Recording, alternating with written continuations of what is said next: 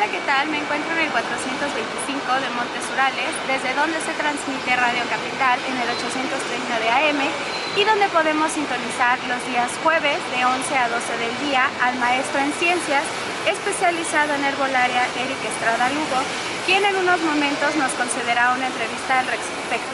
¿Por qué especializarse en herbolaria? ¿Qué lo llevó a eso?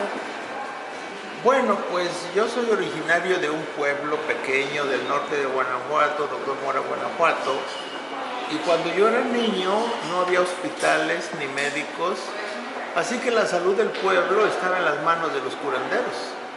Entonces yo crecí en medio de las limpias, las curaciones de espanto, crecí en medio de la herbolaria recetada por los curanderos como única opción. Ya después me enteré que había hospitales y que había médicos. Y entonces a mí me llamó la atención, ¿y por qué curan las plantas? Y entonces desde niño yo pensé en dedicar toda mi vida a estudiar las plantas por las que la gente se cura, porque pues era lo único que había en mi pueblo. Y me llamó la atención la eficacia, y me llamó la atención el diagnóstico de los curanderos. Y entonces yo cuando crecí, pensé, decidí, pues yo quiero estudiar eso. Cuando entré a la Facultad de Ciencias en la UNAM, mis compañeros, cuando me preguntaban en qué me iba a especializar y yo les decía en herbolaria, me decían que estaba yo más loco que una cabra, que ya vivíamos el mundo del siglo XX con la tecnología, la medicina alópata, la medicina láser, que cómo era posible que yo me pusiera a investigar la medicina de las cavernas. Ahora mis compañeros son mis pacientes y yo los receto para sus males cardíacos, diabetes, hipertensión, y vienen conmigo porque los medicamentos son muy riesgosos. Sí. Y entonces yo les receto la herbolaria que ellos me criticaban cuando éramos estudiantes. Dedicándose a esto, ¿cuál ha sido el mayor reto que ha tenido que enfrentar? ¿Cuál considera que es el mayor? Yo creo que el reto mayor es la falta de conciencia en los gobernantes, la falta de conciencia en las autoridades de las universidades, que les falta sensibilidad para saber por qué es súper importante el desarrollo de nuevos medicamentos para México, por qué es súper importante el estudio de nuestra herbolaria. Yo siempre les digo, cuando estoy con autoridades de alto nivel, presidente de la República, secretario de Salud, yo les digo que México no ha desarrollado ningún medicamento alópata, ni lo desarrollará.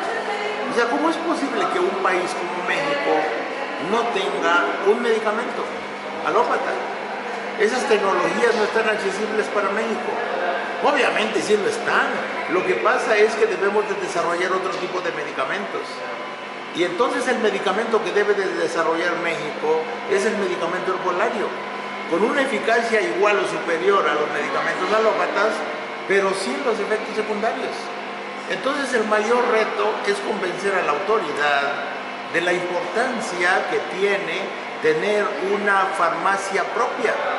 Todos los medicamentos de las farmacias vienen del extranjero, ninguno se desarrolló en México. Entonces necesitamos una farmacia nueva a base de medicamentos herbolarios, nomás para que tengan una idea. Todos los medicamentos que hay se desarrollaron con menos del 1% de la herbolaria. Todos los medicamentos, la inmensa mayoría, más del 90%, son de origen herbolario, comenzando por la aspirina, que es un tecito de corteza de sauce, que luego extrajeron el ácido y le pusieron el nombre del sauce. Así que cuando uno lee en la cajita de aspirina ácido acetilsalicílico, uno lee salicílico género Salix, Salix officinalis, es el árbol del sauce y está en el nombre del medicamento. Y esto los médicos ni siquiera lo saben. No saben ni siquiera de qué planta salieron los medicamentos que están recetando.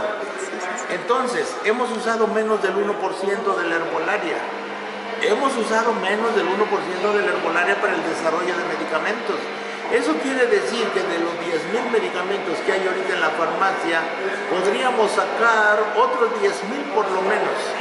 Y medicamentos herbolarios menos peligrosos, con más alta eficacia, con mucho menos efectos secundarios. Ese es el reto.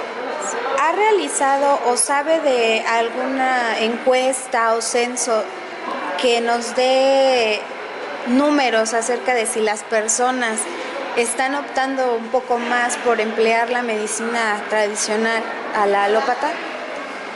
Bueno, pues sí hay muchísima información. La fuente de información es la Organización Mundial de la Salud, la Organización Panamericana de la Salud. Y en estas encuestas, en los últimos años, usa herbolaria por lo menos el 90% de la población mexicana. A nivel mundial, se está multiplicando el uso de la herbolaria ante los efectos secundarios de los medicamentos alópatas. Por ejemplo, en Estados Unidos, las compañías aseguradoras ahora autorizaron el financiamiento de tratamientos médicos alternativos, en donde está la herbolaria, la homeopatía, la acupuntura. Incluso en México las compañías de seguros no financian medicina alternativa. En Estados Unidos sí. ¿Por qué lo financian? Porque la sociedad lo reclama. ¿Por qué lo reclama? Porque cada día hay más población en todos los países avanzados usando herbolaria. Y cuando uno va a países como Alemania, Francia, Italia, España, cada día hay más recetas de herbolaria en los consultorios médicos. Y cuando uno va a las universidades, encuentra uno licenciaturas en medicina natural, licenciaturas en naturopatía, licenciaturas en etnomedicina, y hay un movimiento mundial precisamente porque en las encuestas se observa un aumento en la población que usa herbolaria, tanto en países avanzados como en países subdesarrollados. Claro, países como China, India, México, es el 90% de la población, pero en Estados Unidos está cerca del 50% de la población. En Alemania, Francia, es el 30% de la población que usa herbolaria. Y en la década anterior usaba herbolaria la mitad de esa población. O sea, aumentó 50% la población que usa herbolaria en los últimos 5 años.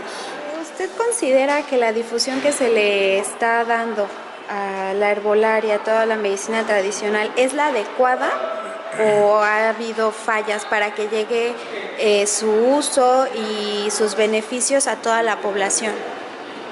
Bueno, ahí ocurren varias cosas.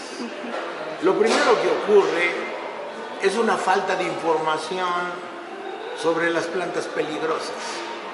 Ahorita hay en las redes sociales mucho alboroto porque la COFEPRIS da a conocer una lista de plantas medicinales peligrosas. Y resulta que esas plantas medicinales sí son peligrosas.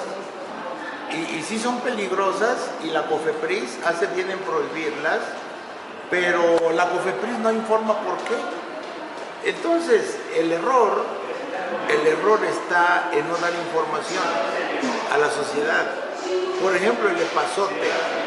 Hay mucha gente muy enojada porque el epazote está en la lista de plantas prohibidas, pero nadie aclara que lo que está prohibido no es el consumo, lo que está prohibido no es el cultivo, lo que está prohibido no es su comercio en el mercado ni en el súper, lo que está prohibido es industrialización. Y la Secretaría de Salud hace bien en prohibir la industrialización porque se trata de una planta peligrosa para el 20% de los niños. Entonces, si una planta representa peligro para un 20% de niños, pues obviamente tiene que dar esa información a la sociedad, pero en vez de dar información, saca una lista de plantas prohibidas. Una planta que comemos en los frijoles, en las quesadillas, en las sopas, pero no dice por qué está en la lista de plantas prohibidas. Y la razón es porque intoxica al 20% de los niños, ya que el epazote es una planta medicinal para matar las lombrices a través del ascaridol. Entonces, lo que hace falta es una campaña de información. Esa es la falla del gobierno. No hay información. Y la COFEPRIS es la indicada para dar esa información. ¿Qué le diría a quienes nos están viendo para que utilicen más la herbolaria, todas estas plantas maravillosas?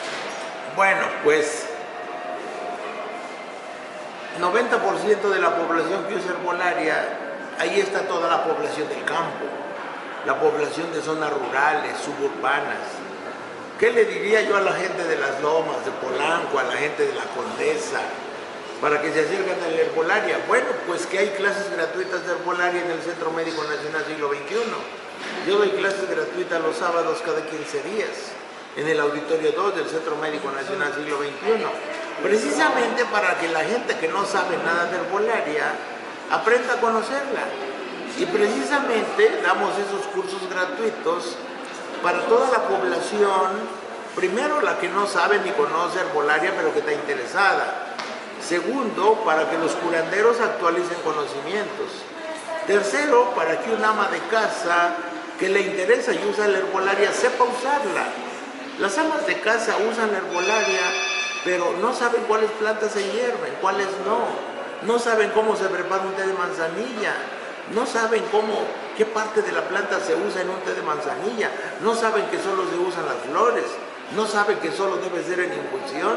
No sabe el ama de casa que las plantas aromáticas se echan a perder cuando se hierven. Entonces hay mucho conocimiento técnico sencillo que mucha gente cree que sabe y que maneja, y resulta que todo lo hacen mal y no aprovechan los beneficios de las plantas medicinales por ignorancia. Por eso Chapingo abrió las clases gratuitas de herbolaria en el Centro Médico Nacional, pero también ahora en Facebook, Fórmulas Herbolarias Erika Estrada, yo ahí subo cápsulas todas las semanas de toda la información que a mi juicio tiene que ver con la salud. En Chapingo doy clases de herbolaria a nivel licenciatura, a nivel maestría, también doy clases particulares en Texcoco. Entonces el día de hoy, para la gente interesada, pues hay muchísima información en internet, enciclopedias, clases particulares, clases gratuitas, y en las redes sociales yo creo que ahorita es la manera más rápida y fácil de conocer. Yo voy a subir en estos días una cápsula sobre las plantas peligrosas y todas sus confusiones y toda su falta de información de la COFEPRIS. Bueno, yo voy a dar la información que debió haber dado la COFEPRIS. Yo pienso que la herbolaria es un sistema médico que es como cualquier especialidad médica, y por eso a mí me tocó participar en el diseño de un diplomado de herbolaria para médicos de la Secretaría de Salud. A mí me tocó elaborar en el equipo un programa para la maestría en herbolaria para médicos. Entonces, ya se está dando capacitación a nivel profesional, y obviamente el futuro apunta hacia los medicamentos herbolarios. Los medicamentos alópatas poco a poco van a ser parte de la historia. Cada vez se van a dejar de usar por lo peligroso que son. Y aquí es muy importante terminar diciendo que una comparación entre la eficacia es igual. Una comparación entre los efectos secundarios. Hay mucho más efectos secundarios en los medicamentos alópatas que en los herbolarios. Y la eficacia es igual. Obviamente hay muy pocos medicamentos herbolarios, pero hay muchos remedios herbolarios. Los remedios es el conocimiento popular. El medicamento herbolario es el conocimiento científico. Hay muy poca ciencia todavía aplicada a la herbolaria, y ese es el reto a futuro. Ok, muchísimas gracias por su tiempo.